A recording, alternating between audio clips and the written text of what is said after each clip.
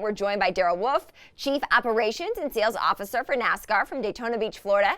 Daryl, it's great to see you this morning. So 30,000 fans. I mean, I am shocked. What are you doing to ensure that the public and drivers are safe? Well, first, thank you very much for having me on this morning, Kristen. Obviously, health and safety of our industry, our competitors, our fans are obviously is always going to be of paramount importance to us. So we've implemented protocols. We learned a lot from 2020. 2020 was a challenging year, obviously. We were the first major sport back competing, first major sport back with fans in attendance. That was back at Homestead Miami Speedway and Talladega back in June of last year. And we learned a lot. We're blessed with sprawling, large open-air facilities covering hundreds or in some cases thousands of acres of land. So we are screening people, we're socially distancing people, we have a very robust communication plan, there's staggered entry, but again, working very tightly with state and local health officials, public officials to always make sure that our protocols are up to date, they're implemented correctly, we make necessary adjustments, but again, the health and safety of our fans, our spectators, our industry, our competitors is always going to be priority number one for us. So for those 30,000 fans that are going to be attending in person, what can they expect, Daryl? Well, first is the Great American Race. I mean, we're so excited about the upcoming season. Incredible storylines. First time, I think, since 1988, our defending champion is also our most popular driver. We have new ownership in place coming into the sport, and Michael Jordan and Pitbull and some recognizable personalities like that. We have one of the most diverse schedules in 50 plus years with new venues like Bristol Dirt, new other venues and new marketplaces. Great storylines around the competition. We have a new car coming in 22. But most importantly, the biggest race of the year, the Great American Race, Daytona 500 on February 14th, as you mentioned earlier, is right around the corner, and we couldn't be more excited about it. It's one of the greatest spectacles in all of sports. Our fans are excited about it. Our broadcast partners are excited about it. Obviously, we are excited about it. It's the World Center of Racing, and I think it's going to be a fantastic show.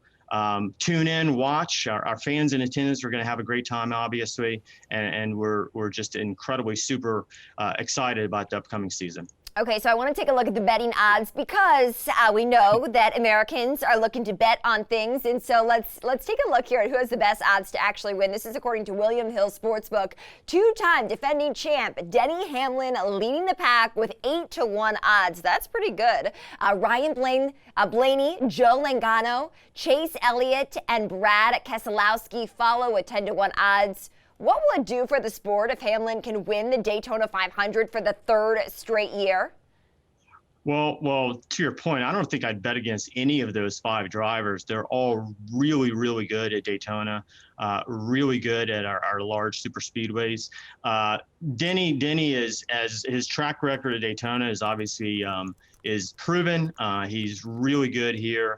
Two-time defending champ. I think he's going to be really, really tough. But, you know, Chase and Brad and Joey, all of those other drivers are incredibly good here as well. So, you know, we have so much talent in our sport these days. And the race teams are so competitive. The racing is intense. It's tight. It's edge of your seat action every single lap. So, like I said, I don't think I'd bet against any of those five guys. When we look at the next season, I mean, this is obviously the big event, the flagship event of the year, Daryl, but with COVID still a reality, I mean, any indications as to how next year is going to be shaped because of this? You know, I think we're all asking ourselves that question. Obviously, we're going to be very, very methodical, very measured in our approach. Like I said earlier, we're going to be in constant dialogue with public officials on the local, the state level, certainly from the federal level, working with medical experts to make sure that we're continuing to monitor the situation. You know, 2020 was a challenging year, and in many ways, the start of 21 is going to be very similar. We want to make sure the health and safety of our industry, but also our communities are always going to be in the forefront of our mind. So we will continue to monitor the situation. It's going to be very fluid. We'll make necessary adjustments. We're hopeful, I think, as everyone is, by the time we get through the midway part of the year, things will become better. But again, it's just really too early to tell. We're just going to really monitor the situation very closely. Again, be in lockstep with all the people that have their expert opinions, and we'll make the necessary adjustments as we go down the road.